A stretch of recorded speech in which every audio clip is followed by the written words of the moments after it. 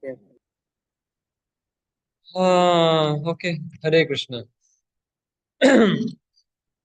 ज्ञानतिमिरन्धस्य ज्ञानाञ्जनशलाकया चक्षुरुन्मिलितं येन तस्मै श्रीगुरवे नमः।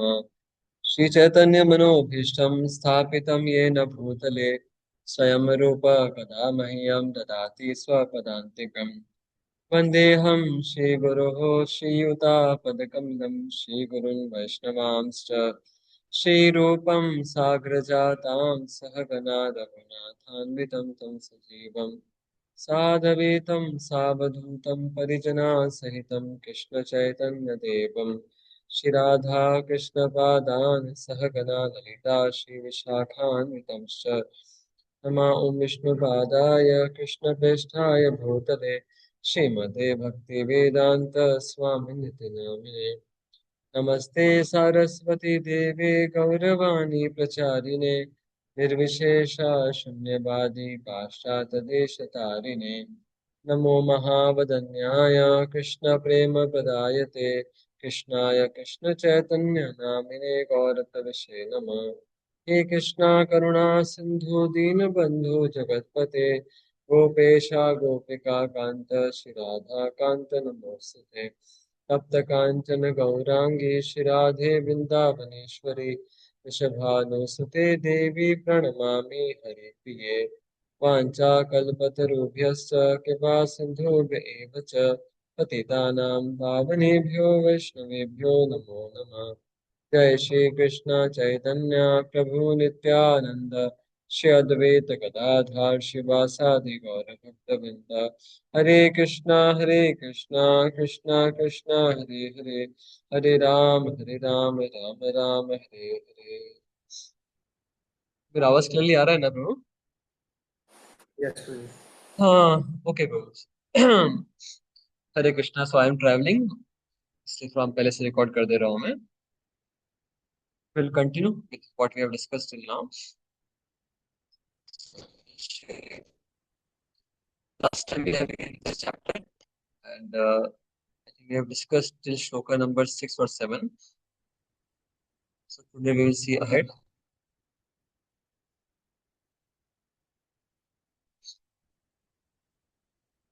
So just last time I was not able to show this. We just show this. The distribution of the chapter. As we discussed, the chapter is basically consisting of 2 sections. So here is the overview of the chapter. So in this chapter we are going to see these 2 sections are there. The first total 46 shlokas are there. So first 26 shlokas are talking about the armies. So first is preparation for the war, then there is a signs of victory, then how Krishna as a Bhakta Vatsal, how he talks with Arjuna, and then the later part of the chapter is talking about the Arjuna is giving different reasons why he don't want to have this war. So basically he gives 4 reasons: compassion, enjoyment, fear of the sinful actions, and destruction of the family traditions. So this is a whole overview of the chapter. And, till now, we saw last time that Rashtra is asking about what is happening at the Kurukshetra, and then the Sanjay starts narrating to him. So he says that how uh, Duryodhana, after seeing the army of the Pandavas, he goes to the Dronacharya and he starts speaking to him. So he starts speaking to him in a diplomatic manner. Duryodhana is very diplomatic and very expert also in speaking. So then he tries to share with Dronacharya that how see this army of the Pandavas, and that is being arranged by your disciple only Dhishtadyumna. So he tries to incite the anger of Dronacharya. He was knowing that how many of these warriors like Dronacharya and Vishnu Pitama, Kripacharya, they are having affectionate corner for the Pandavas, and that's why they may not be fighting with their full hearts. So that's why he just want to make sure in the beginning itself that how he's trying to remind him of his enmity with the Drupad, and trying to use that enmity for inciting his anger to be able to, so that he can fight the war very powerfully. And then he also, Duryodhana is also mentioning about the different warriors who are there on the side of the Pandavas. Yuyudhan, Virat, and Drupad, and Hishtaketu, Chekitana, Kashiraj, Purojit, Kunti Bhoja, Shabya. All these are the big warriors. Yudhamanus, Uttamauja, Subhadra, sons of Draupadi, Subhadra's son, that is Abhimanyu. All these people are there.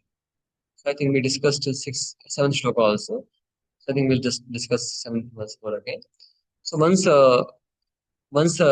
Duryodhana has described about all these warriors to Dronacharya. So then after describing, then because he was leading the army, he was leading the army of the Kauravas, and many other people maybe also seeing him. So at this point of time, Duryodhana felt that maybe instead of his purpose was so as to incite the fighting spirit of his warriors, his army. But by mentioning about the different warriors of the opposing army, so then Duryodhana was feeling that maybe instead of inciting the enmity and the fighting spirit of my warriors, my army may have become discouraged by hearing about the great stalwarts of the opposite army. So that's why then he starts speaking about that our army is also no less, like that he starts speaking.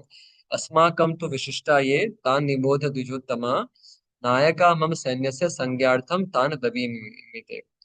He's telling to Dronacharya, right? You see, Asmakam to Visishtaya, right? In our army also there are many Vishishta, special, there are many special Nayakas. Nayakas means heroes, like very very good fighters.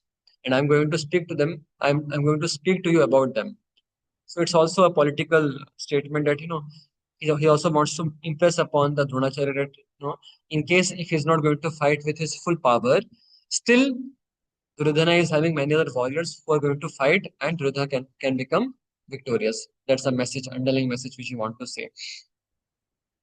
So now, the shloka number 8 onwards, now he's describing about the names of the different warriors on his side. He's telling, Bhavan Bhishmashta Karnashta Vipashta Samintinjayah Ashwathama Vikarnashta Somadat तथैव च अन्ये च बहवः शूरा मदर्थे त्यक्तजीविताः नानाशस्त्रप्रहरणा सर्वे युद्धविशारदः. So he starts telling about the names of the different warriors which are on the side of Duryodhana. He's telling Bhavan. Bhavan means you. You means Dronacharya. So first he is telling the name of the Dronacharya. Then he's telling about Bhishma, Karna, Kripacharya, right? Ashwathama, Vikarna, etc. Somadatta. So he's telling about the different names of these different warriors.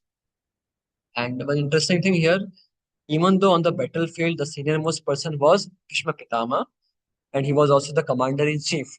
So ideally his name should be taken first.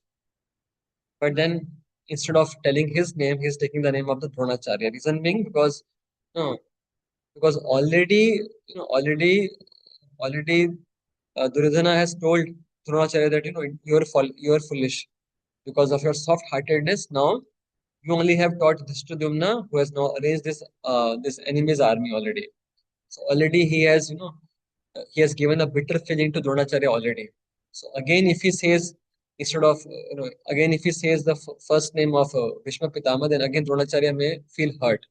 So that's why he's telling the name of he's telling that you are there, and then Bhishma Pitama is there. Because from the etiquette point of view, also if you see, Bhishma Pitama is a Kshatriya and Dronacharya is a Brahmana. So when it's a matter of giving respect also, the Brahmana deserves respect first and then the Kshatriya. So like speaking like this, Bhishma Pitama will also not feel bad because he also knows the etiquettes, and Dronacharya will also feel satisfied in that way. So that's why he named it like. Although as per seniority, Bhishma Pitama was more senior. But in order to satisfy Dronacharya, then he speaks like that. And he speaks about Kripacharya. Kripacharya was a relative of Dronacharya. Also, this Ashwathama. Ashwathama was the son of Dronacharya. So just to encourage him, he's also speaking about the names of these people. Vikarna. Vikarna is one of the brothers of Duryodhana. And when the Draupadi's disrobing was happening in the royal assembly, so that time this Vikarna, although he was a brother of Duryodhana, he was a Kaurava, but still he has opposed this activity of the Duryodhana. So Even though Vikarna is not so much powerful as these other people like Kripacharya and Vishnu Pitama, but still, as a diplomatic move, Duryodhana is putting his name first. He's also counting him amongst these warriors because Vikarna is also hearing. So because why is doing like that? Because Duryodhana was having this inner feeling that that Vikarna, although he's my brother, but still he may not be fighting with the full spirits because he is having an affectionate corner for the Pandavas. So that's why just to get his sympathy and just to have his commitment for fighting, he names his name. And he's saying, "Anyecha bahava shura prati tyakta जीविता." This is very interesting. Right? He's saying, "Anyecha bahava shura." और भी बहुत सारे शूरवीर हैं. There are many other warriors in our army like this, and who are mad arthe for my sake, for the my sake, they are ready to give up their life. Tyakta जीविता. They, they, they have given up their life. Actually, if you see this, meaning is Tyakta Jivita means they have given up their life. So, of course, he wants to say that they are ready to give up their life. But the acharyas are telling it how Saraswati ji is sitting on the lips of Duryodhana.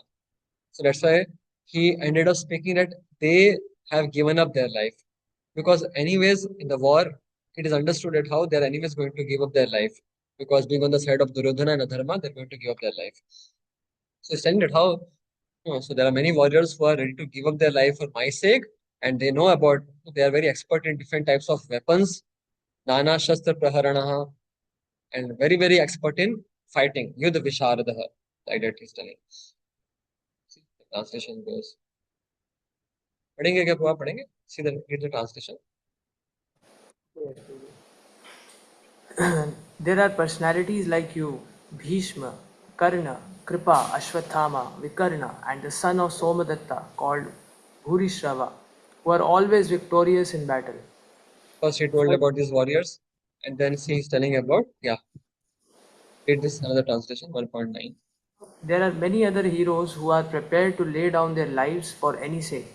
All of them are well equipped with different kinds of weapons, and all are experienced in military science. Yes, so like that he has mentioned about these things.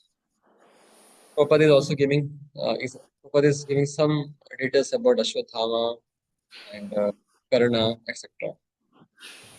Kripacharya's twin sister married Dronacharya. Okay, this was the relationship. Dronacharya, he has married the twin sisters of Kripacharya. In that way, he was a relative. Uh, so Prabhupada is giving this purpose. Please read. As far as the others are concerned, like Jayadratha, Kritavarma, and Salya, all are determined to lay down their lives for Duryodhana's sake.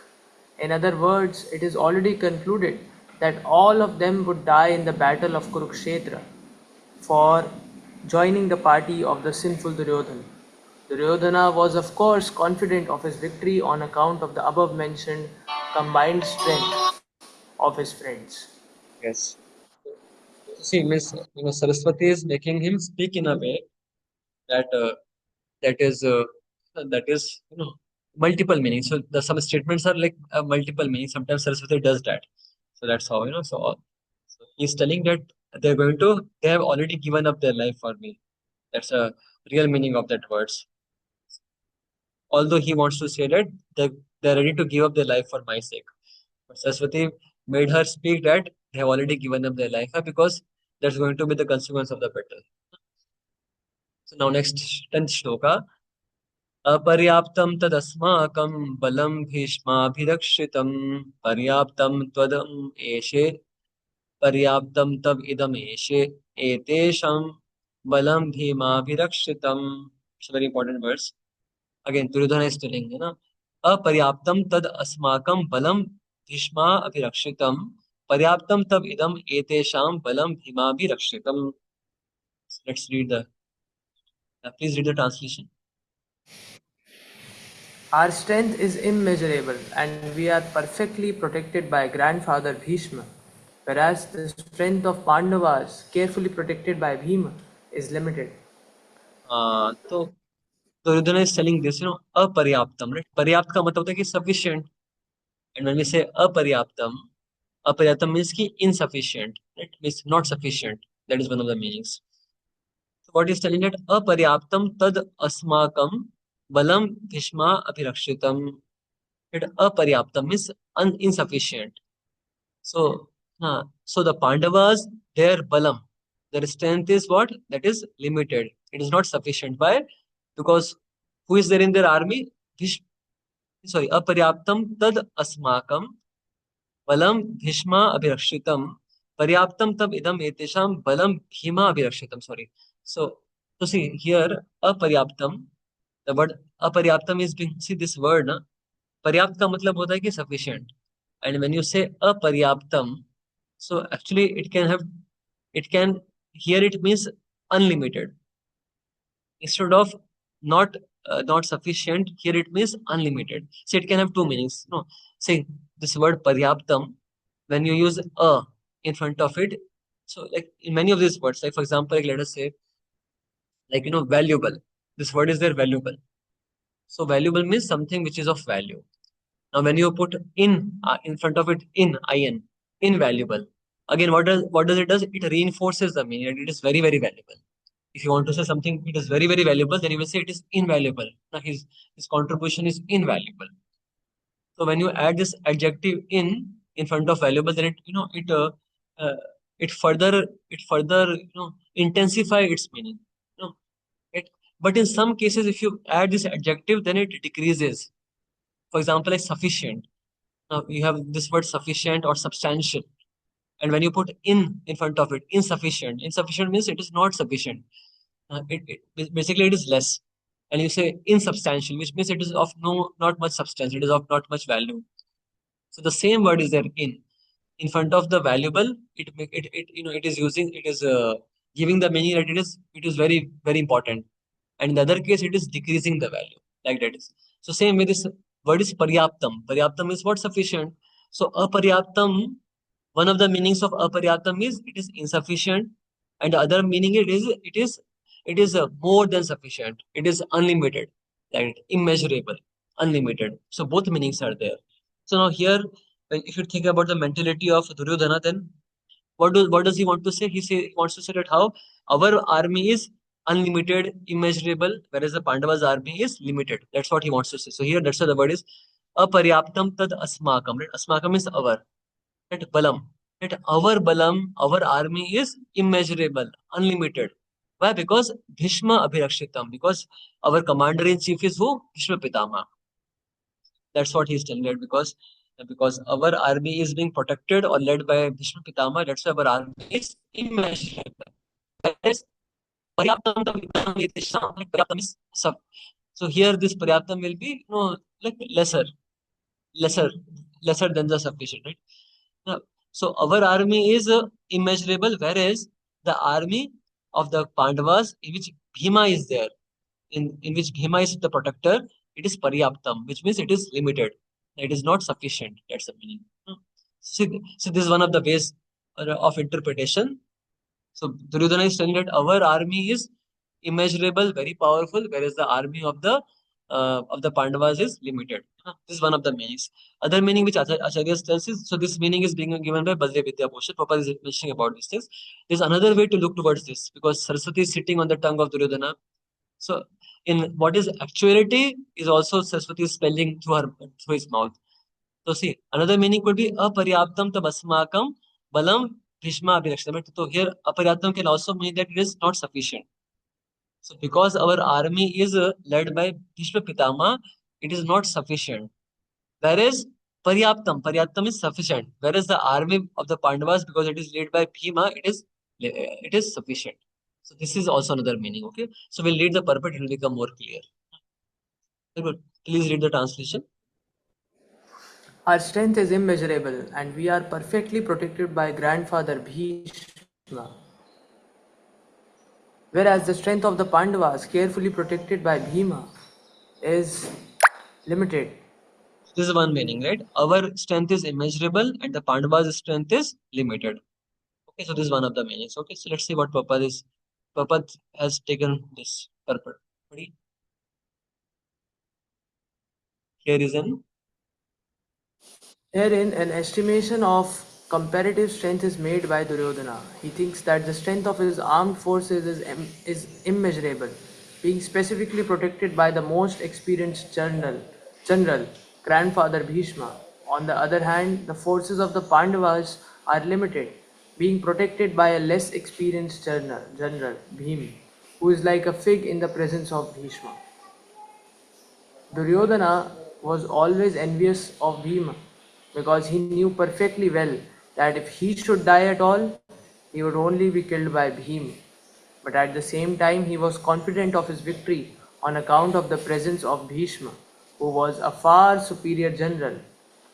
His conclusion that he would come out of the battle victorious was well ascertained. Okay, so this is the meaning that how he's feeling that our army is very powerful, immeasurable, whereas the army of the Pandavas is limited. Right? So now Vishnu Chakra Thakur has given another meaning. See, is it Vishnu Chakra Thakur? Our troops are up to the standard, aparyaptam. We cannot fight against the Pandavas. Even though protected all around by Bhishma, who has fine intelligence and is experienced in fighting and theory, Bhishma has sympathy for both parties. The Pandavas are very well protected, Paryaptam, Abhirakshitam by Bhima, though he has gross intelligence and not thoroughly conversant with fighting and theory. In other words, they are well equipped to fight against us. So what does it mean? See, the another meaning can be that our army is insufficient. Aparyaptam means it is insufficient. So why it is insufficient? Because see, why it is insufficient? Because our army is being led by whom? Bhishma Pitama. And now we see Bhishma Pitama, he is having a affection for the Pandavas. So that's why he's not going to fight with his full strength. On the contrary, on the opposing side is the Bhima. And Bhima is having very, very great anger for the Kauravas. And that's why he's going to fight with his full heart. So, so in one case, Krishna Pitama, although he's very powerful warrior, but because his heart is not there, he's not going to fight with his full strength, and that's why our army is insufficient. On the contrary, Bhima, although he is junior, he is less experienced, but because he's going to have his full heart, he's full of enmity for us. So that's why their army, it is sufficient. It is more than sufficient. So this is another meaning which is being spoken. So just to summarize, I have written this here. So see this thing, So aparyaptam word can be used as an intensifier or for negation. It's like invaluable. So it means very valuable. But when you say insufficient, that means not sufficient. So both ways it can be used. Same with this paryaptam. It can be aparyaptam can mean two things. Aparyaptam means which is more than sufficient, or it can mean it is insufficient. Both ways it can be taken. So the acharyas, Vishwanath Thakur and Baldev Darshan, so their commentary has some differences because their focus is different. So like Srila Baldev Vidya Bhushan, he focuses upon the tattva, the truth, and Srila Vishwanath Thakur, he speaks more about a rasa. Rasa means the inner feelings. So like in this case, right? So tattva point of view, like from the reality point of view. So Duryodhana is feeling that yes, my army is bigger. We have more power. We can easily conquer. So from the tattva point of view, he's feeling like that, and that's true to reality also. Pandavas were having smaller army, and Kauravas were having a bigger army. So that's why Baldev Vidya Bhushan has given commentary like this. Now, but Vishwanath Thakur, he has given commentary based on the rasa, right? Inner feeling. So Duryodhana's inner feeling is that because Bhishma Pitama is leading our army and because he's not fighting with his full heart. Whereas Bhima is fighting with his full heart. That's why their army is sufficient, our army is not sufficient. Like that. So this is one thing. See this is there. Aparyaptam is so aparyaptam can mean two ways, right? It is insufficient because of Bhishma's affection. So Drona should fight nicely. So Duryodhana want to say like this, our army is in one meaning is our army is insufficient. Why? Because of the Bhishma's affection, and therefore you should fight very nicely, Dronacharya. Other meaning is aparyaptam for Bhishma. The strength is immeasurable due to Bhishma as the commander. See, and paryaptam, it's sufficient due to the Bhima's anger. He's fighting wholeheartedly, whereas Bhishma may not. That's why it is paryaptam. This is the meaning, no? Because she's यहाँ पे. See, this is also part of the Duryodhana's diplomacy. So Duryodhana is telling this word aparyaptam. Now, our army is aparyaptam. So see now when Bhishma Pitama is hearing, then he is feeling that Duryodhana is telling that our army is immeasurable because I am the commander. But when Dronacharya is hearing, then he will perceive that how, because Bhishma is having some affection for the Pandavas, so that's why he will not fight fully. So that's why we are dependent upon you. You should fight very, very powerfully. So in that way, he will satisfy both of them. Now, Bhishma will feel that he's appreciating him, and Dronacharya will feel that he's expressing his need for him. In that way, also this diplomatic mode is there of the Duryodhana. Okay, if once you will go through it, you will understand it. There's a point. So next shloka now he says, na, अयनेषु च सर्वेषु यथा भागम् अवस्थिताः भीष्म एवाभिरक्षन्तु भवन्तः सर्व एव हि. So he has spoken to Dronacharya and he's spoken about the Bhishma Pitama. So now he also wants to inspire the other warriors. So he's telling that's why, see, please read translation.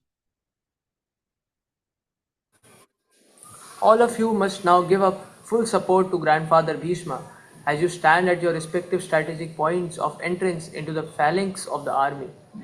So he's telling that how all of you are also very important.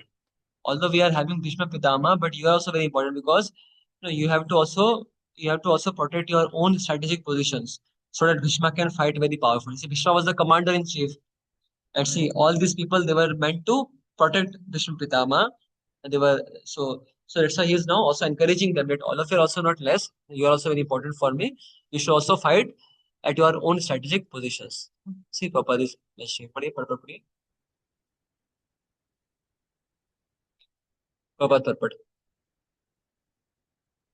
After praising the prowess of Bhishma, further considered that others might think that they had been considered less important, so in his usual diplomatic way, he tried to adjust the situation in the above words. He emphasized that Bhishma Dev was undoubtedly the greatest hero, but he was an old man, so everyone must especially think of his protection from all sides. He might become engaged in the fight, and the enemy might take advantage of the full engagements on one side.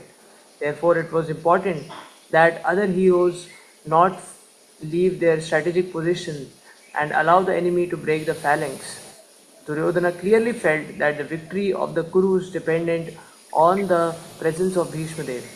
He was confident of the full support of Bhishma Dev and Dronacharya in the battle because he well knew that they did not even speak a word when Arjuna's wife Draupadi in her helpless condition had appealed to them for justice, while she was being forced to appear naked in the presence of all the great generals in the assembly.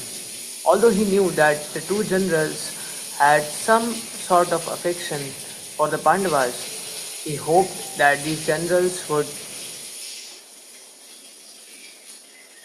now completely give it up as they had done during the gambling performance.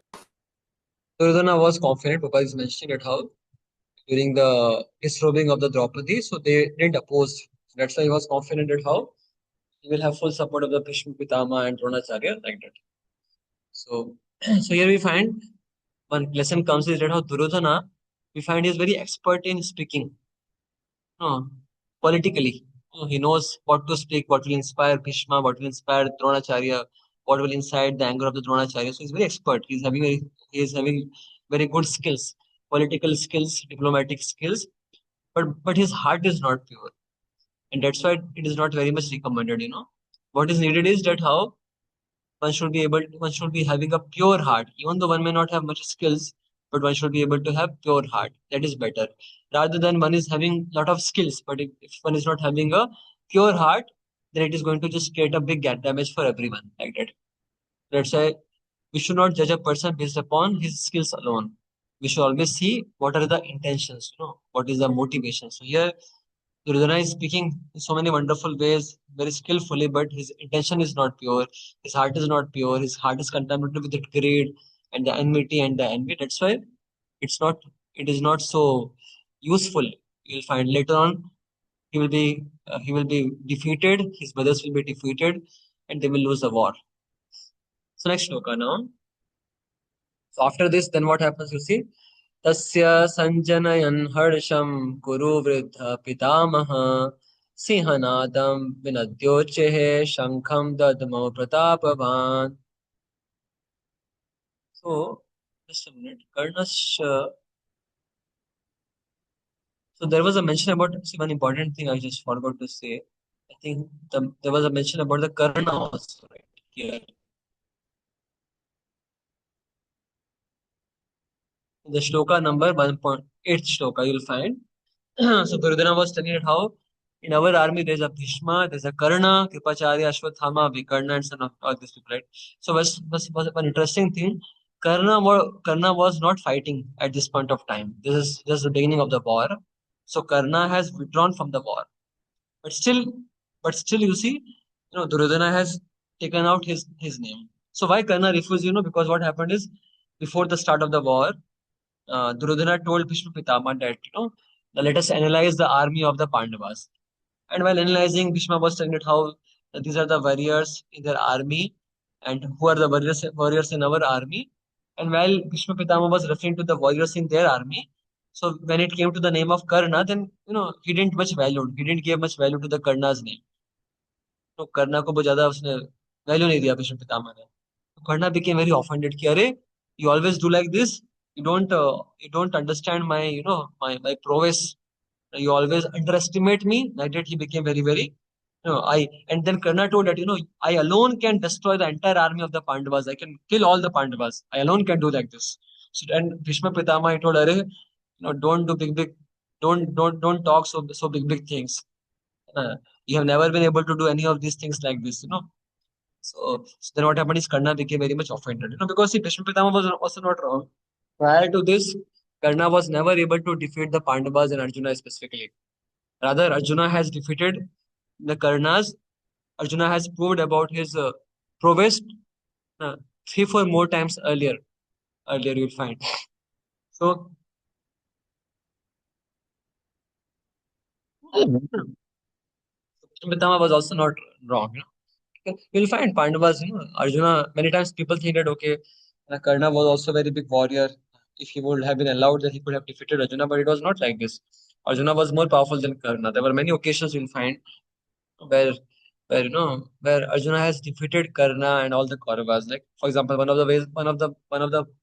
the occasions was the Swayamvar of the Draupadi.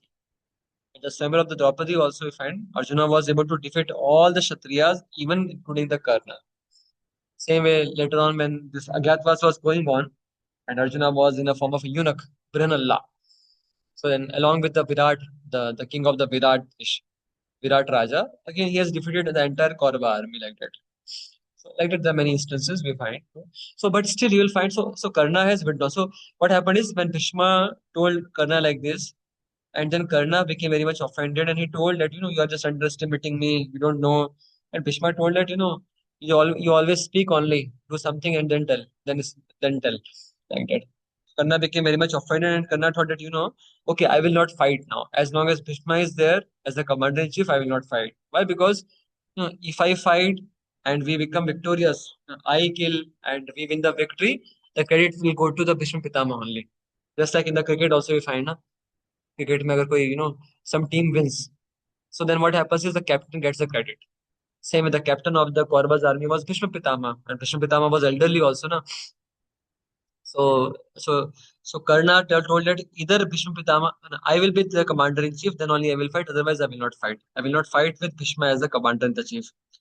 So like that. So now see, Duryodhana was again very diplomatic. So he understood that how, Bhishma Pitama, you know, if he chooses that, okay, ठीक है, Bhishma Pitama, I want to have Karna as a commander in chief. I don't want to have you. So now Bhishma Pitama may feel offended because he's the senior most person, grandfather also, and in case if he says that, okay, I don't want to fight, no, I will not fight from any of the sides, then it can be a very great loss because Duryodhana know that Bhishma is having very great power. He can surely defeat the Pandavas. Then he will be in a very great loss. On the other hand, Karna was very very inimical to the Pandavas, and it was damn sure that he will never join the side of the Pandavas. So that's why.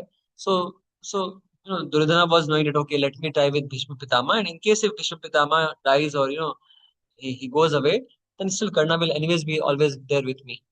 That's why he chose. That's why, so Karna was not there at this point of time. But still, because Duryodhana was sure about his commitment to fight. He knew that yes, Karna is in my side. He will fight for my side. He was fully sure about the commitment of the Karna. That's why he's there in the back of his mind, and that's why he spells out his name, although he's not there for fighting right now. On the contrary, he's not so much confident about the commitment of the other people like Bhishma Pitama and Dronacharya and Kripacharya. He's not very much confident about their commitment to fight, but he was confident about the commitment of Karna. That's why he spelled out the name of the Karna, although Karna is not fighting at this point of time.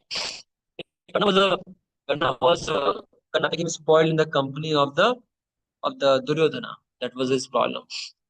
Became bad in his company.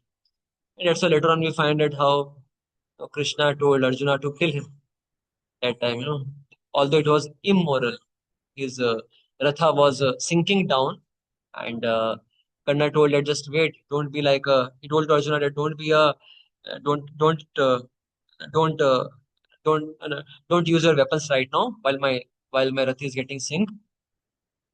It will not suit, it will not fit the morality. And then Krishna told her, where was your morality? When you were there inciting for the Draupadi's disrobing, where was your morality? When you along with other Maharathis killed Abhimanyu, where was the morality? So with us, if there was morality in all these places, when the Pandavas were being cheated and their kingdom was being usurped, where was the morality? So if there was morality at all those points, with the same morality now, Arjuna, you kill the this Karna. And like that, the Karna was being killed. So this was one thing. Just so we went to shloka number 11, right? So 11th we discussed already, right? That how Duryodhana is telling it how all of your warriors are also very important. You should also give your full support to the Bhishma Pitama. Shloka number 12. I said this also we recited this shloka, I think. So then what happens, 12th shloka? Then Bhishma, the great valiant grandson of the Kuru dynasty, the grandfather of the fighters, blew his conch shell very loudly, making a sound like a roar of a lion, giving Duryodhana the joy. So Bhishma heard all these things and he understood that how Duryodhana is having fear in his heart. So anyway, see Bhishma didn't wanted to be on the side of the Duryodhana for this war. But Bhishma Pitama has given a promise earlier that how he will always be there on the side of the Kuru dynasty. He will always protect the Kuru dynasty. There's a background, this how Bhishma Pitama, his father was Shantanu, Maharaj Shantanu, and he wanted to marry with Satyavati, and there was a condition that how Satyavati's son will will become the king, not the Bhishma Pitama. And Bhishma Pitama agreed for it like that. And then Bhishma Pitama told that I will not marry also, and I will also protect the Kuru dynasty. And that's why he was on the side of the Kauravas. Of course, the real meaning is because it was Krishna's desire. Krishna wanted to show to the whole world that how if somebody is on the side of the dharma, however powerful one may be, no, one can never be victorious. One will surely be defeated. So although on the battlefield the most powerful warrior was Bhishma Pitama, and he was on the side of the Kauravas still, because it was adharma, it was the side of adharma. That's why they were being defeated. Krishna wanted to show that. That's why Bhishma Pitama was fighting on their behalf. So now, when this Duryodhana expressed his these fears, then what happened is Bhishma Pitama, then he understood that he is fearful and he wanted to relieve him of the fear. And Bhishma Pitama was, Bhishma Pitama was in the mood that now let us fight. Now the war is now the war field is being set. Now let me just fight. Let me just do my duty. And what Krishna wants to accomplish, Krishna wants to establish the dharma and want to remove the dharma. Let Krishna do what he desires and let me do my duty. As a Kshatriya, my duty is to fight. So that's why he was very enthusiastic to fight, and then he blew his conch shell, and very, very roaringly he blew his conch shell. And hearing that, Duryodhana was very satisfied. He became very confident that yes, we will be able to be victorious. Prabhupada is explaining the same thing in the purport here. Yeah. 13th shloka now. तथा शङ्कश्च भैर्यश्च प्रणमानकगोमुखाः सह सेवाभ्य सह सेवाभ्याहनयन्त सशब्दस्तु tumulo bhavat sah tatha shankascha bhairyasta, right? So once the Bhishma Pitama blew the conch shell, then what happens after that? uh, then lot of conch shells, drums, bugles, trumpets, see, all these are musical instruments. The horns, they were all suddenly sounded and the combined sound was tumultuous. So once Bhishma Pitama blew his conch shell, then other people also started blowing these different instruments, their conch shells, the drums, the bugles, and the sound became very tumultuous, very powerful. The whole premises there. And in the 14th shloka, here comes the entry of Krishna for the first time in the Bhagavad Gita, 14th shloka. ततः श्वेतेर्हयैर्युक्ते महति सन्दने स्थितौ माधवा पाण्डवश्चैव दिव्यो शङ्खो प्रदद्धम प्रदद्धमतुः. तथा श्वेतेर्हयैर्, right? So then what happens? See, on the other side, both Lord Krishna and Arjuna, stationed on a great chariot drawn by the white horses, sounded their transcendental conch shell. So Bhishma Pitama blew his conch shell, and there were other people from the Kauravas who were also started blowing their conch shells and trumpets and all. And now here comes the entry of Krishna and Arjuna. So they are seated. Krishna is the chariot driver, Arjuna is seated on the chariot, and that is being drawn by the white horses. And then they blew their conch shells. Krishna also blew his conch shell, and Arjuna also blew his conch shells like that. This is the entry, White horses, chariot, Krishna and Arjuna blowing their transcendental, spiritual consciousness. See here the word is Divyo Shankho. Their Shankha was not, their consciousness was not material, it was a Divya, it was spiritual, it was transcendental. So Prabhupada has explained a bit about this. Please read. In contrast with the conch shell blown by Bhishma Dev, the conch shells in the hands of Krishna and Arjuna are described as transcendental. The sounding of the transcendental conch shells indicated that there was no hope of victory for the other side because Krishna was on the side of the Pandavas. Jayastu Pandu Putranam, Yesham Pakshe Janardana. Victory is always with persons like the sons wherever the Lord is present. With the sons of Pandu because Lord Krishna is associated with them. And whenever and wherever the Lord is present, the goddess of fortune is also there because the goddess of fortune never lives alone without her husband. Therefore, victory and fortune were awaiting Arjuna, as indicated by the transcendental sound produced by the conch shells of Vishnu or Lord Krishna. Besides that, the chariot on which both the friends were seated had been donated by Agni, the fire god, to Arjuna, and this indicated that this chariot was capable of conquering all sides wherever it was drawn over the three worlds. So Agni, the fire god, has given that chariot to Arjuna, and word is here. It Madhava Pandavas Cheva. Mahati, Madhava.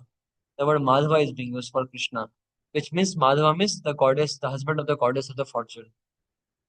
And Pandava means Arjuna here. Arjuna was there and Krishna was there, who is the husband of the goddess of the fortune. So because she's Lakshmi Ji, she's the goddess of fortune, so that signifies that how they were having a good fortune. The Pandavas were having good fortune. The victory was assured for them because Krishna was there associated with him and Krishna is a Madhava. He's the husband of the goddess of the fortune. Okay. See, Duryodhana was not at all worried about Krishna because while naming also, he has not mentioned about the name of Krishna. So, Krishna was not in the calculation of Duryodhana at all. So, that is the same thing with the materialistic people, atheistic people. God is never, God is never in the calculation of the atheistic people. Atheistic people, materialistic people think that they will be able to achieve everything based upon their own desires or with their own efforts, but they don't consider the Krishna factor, the God factor in their life. Same thing was there with the Duryodhana and the Kauravas. You'll find it. So Duryodhana has even not named the Krishna on the side of the Pandavas. Because he was saying that Krishna has already promised to not fight with any of the weapons and all, and Krishna will not do anything. We will be able to easily overcome like that. So now further, there's a mention about the conches blown by Krishna, Arjuna, and other Pandavas, other people from the Pandavas' army. Panchajanyam Rishikesho Devadattam Dhananjaya Pondram Dadmau Mahashankham Bhimakarma Vikodaraha Ananta Vijayam Raja Kuntiputro Yudhishthiraha Nakula Sahadevasta Sughosham Sughoshamanipushpakau काश काश्यश्च परमेश्वासः शिखण्डी च महारथः धृष्टद्युम्नो विराटश्च सात्यकिश्च अपराजितः द्रुपदो द्रौपदेयाश्च सर्वशः पृथिवीपते सौभद्रश्च महाबाहुः शङ्खान् दद्मुः पृथक् अपृथक्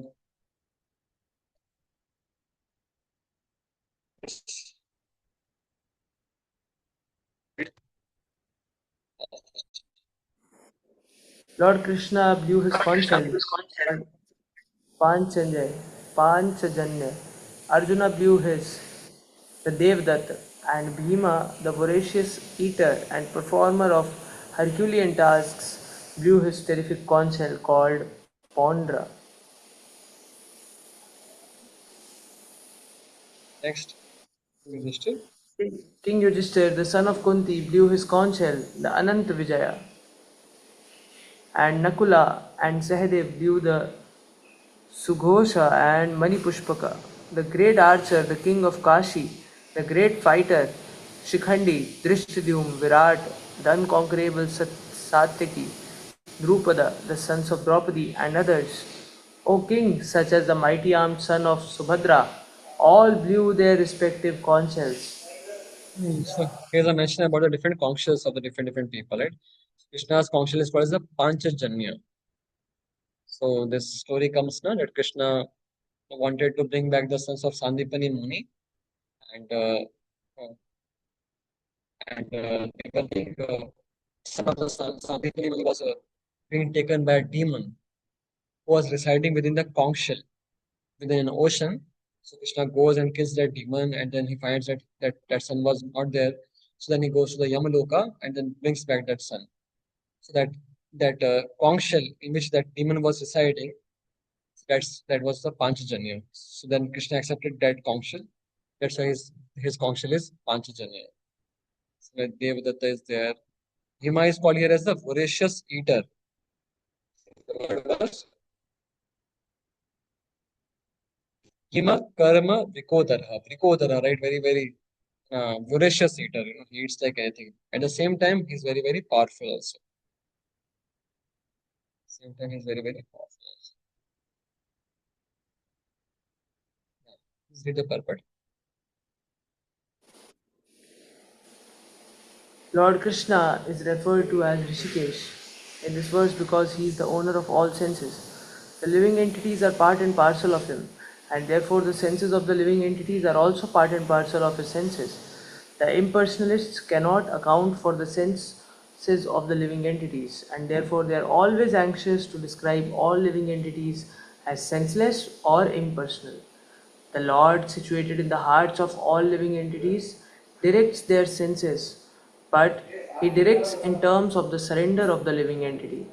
And in the case of a pure devotee, He directly controls the senses. Here on the battlefield of Kurukshetra, the Lord directly controls the transcendental senses of Arjuna, and thus his particular name of Rishikesha. The Lord has different names according to his different activities. For example, his name is Madhusudana because he killed the demon of the name Madhu. His name is Govind because he gives pleasure to the cows and to the senses. His name is Vasudev because he is appeared as the son of Vasudev. Vasudev. His name is Devaki Nandan because he accepted Devaki as his mother. His name is Yashoda Nandan because he is awarded his childhood pastimes to Yashoda at Vrindavan. His name is Parthasarthi because he worked as charioteer of his friend Arjuna. Similarly, his name is Rishikesh because he gave direction to Arjuna on the battlefield of Kurukshetra. Arjuna is referred to as Dhananjaya in this verse because he helped his elder brother in fetching wealth when it was required by the king to make expenditures for different sacrifices. Similarly, Bhima is known as Vrkodara because he could eat as voraciously as he could perform Herculean tasks such as killing the demon Hidimba. So the particular type of conch shell blown by the different personalities on the sides of Pandavas, beginning with the lords, were all very encouraging to the fighting soldiers. On the other side, there were no such credits, nor the presence of Lord Krishna, the supreme director, nor that of the goddess of fortune. So they were predestined to lose the battle, and that was the message announced by the sounds of the conch shells. Hmm. So so for Krishna the word came is Rishikesha, right? And for so the word in the shloka came Panchajatyam Rishikesha Devadatam Dhanjaya. So Prabhupada is elaborating about these two words, why specifically these two names are being used. It's in the Gita, almost 30 names of Krishna are being used, and some 20 names of Arjuna is being used. Names of Arjuna. So they were being used in context.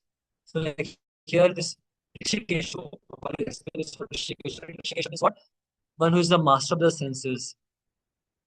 So the point is that how Krishna is controlling fully the senses of the Arjuna, which means what? Arjuna is fighting fully as per the wishes of Lord Krishna. And that's why he is going to be victorious. And same way he is Dhananjaya. Dhananjaya is being used for the Arjuna. So Dhananjaya means one who has conquered over the wealth. There's a pastime that how when Yudhishthira Maharaj wanted to have a yagya, a yagya, so at that time there was a need of lot of wealth. And at that time then Arjuna he went to the different directions, and from one direction he brought lot of wealth. And that's why his name became as Dhananjaya. Dhananjaya means who is having lot of riches, who has conquered over all lot of riches. So riches means what? Lakshmi ji. So this is Prabhupada is giving means. That how? Because Arjuna was fully following Krishna, he was being controlled by Krishna. है ना? And so that's why this Rishikesh name is being used. And with respect to the Arjuna, Dhananjay is there because that because he brought this wealth. And so here Prabhupada is lastly mentioning it how. On the other side, there were no such credits, nor the presence of Lord Krishna, the Supreme Director, right? So Rishikesh means one who is the Supreme Director. He directs the different movements of a living being, nor that of the goddess of fortune. So on the Pandava side is Lord Krishna, who is the Supreme Director, as well as Arjuna, who is the master of the goddess of the fortune, right? So both things are there. The Lord is there, who is the Supreme Director, and also the goddess, the blessings of the goddess of fortune is also there. So that's why they were predestined to lose the battle. And that was a message announced by the sounds of the conch shell. So the Kauravas were predestined to lose the battle. So basically, see, these are the signs of the victories. The section is name is as signs of the victories. So all these things were showing that how the Pandavas are going to become victorious and the Kauravas are going to lose the battle. This the blowing of the tumultuous conch shells and the different warriors. So all these things they were clear cut signs. So in the beginning itself there was a clear cut sign that how in this battle the Pandavas are going to be victorious and the Kauravas are going to lose the battle. So that's the point. And see what happens here. I think एक और श्लोक हो जाएगा ना time हो जाएगा सघोषोद्धार्त राष्ट्राणाम हृदयानि व्यधारयत् नभश्चापितभिं चैव तुमुलोभ्य अनुनादयन्. So Saghosho Dhartarashtrana means the sons of Dhritarashtra, that is Kauravas, Hidayani Vyadaraya.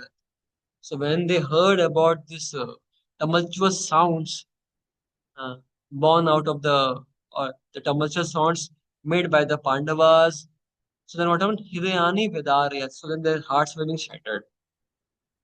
Kaurava थे उनके हृदय क्या हो रहे थे उनके हृदय फट रहे थे कह सकते हैं आप है ना उनके हृदय shatter हो रहे थे when they heard about all these tumultuous sounds. Basically, they became very fearful. The Kauravas became very fearful. Duryodhana became very fearful. Nabhascha Prithvim Cheva, right, in the sky as well as on the earth, Tumulo Abhyanu Anudanayan. There was this The blowing of these different conches became uproarious, vibrating both in the sky and on the earth. It shattered the hearts of the son of Dhritarashtra. There was so much tumultuous sounds that how their hearts were being shattered. So Gopal is putting his hand. When Bhishma, When Bhishma and the others on the side of Duryodhan blew their respective conches, there was no heart breaking on the part of the Pandavas. Such occurrences are not mentioned. But in this particular verse, it is mentioned that the hearts of the sons of Dhritarashtra were shattered by the sounds vibrated by the Pandavas' party. This is due to the Pandavas and their confidence in Lord Krishna. One who takes shelter of the Supreme Lord has nothing to fear, even in the midst of the greatest calamity. yeah, the same thing Prabhupada is elaborating that how because the Pandavas were surrendered to the Lord, so that's why they were having no fear. When the Bhishma Pitama and other warriors of the Kauravas were blowing their conches, and they were having no fear. But here now, on the other hand, when the Pandavas are blowing the conches, then the Kauravas' hearts are getting shattered. That's the point. If somebody takes shelter of the Lord, then he has no fear. And on the contrary, if somebody doesn't take shelter of the Lord, then he will be always very fearful. Like that. I think we will continue with the next shloka onwards, next class. Towards shloka number 9. Yeah. Hare Krishna, Krishna Krishna, Hare Hare, Hare Ram, Ram Ram, Hare Hare. तो आप recording अभी फिर stop कर सकते हो. आपको कुछ question है तो पूछ सकते हो.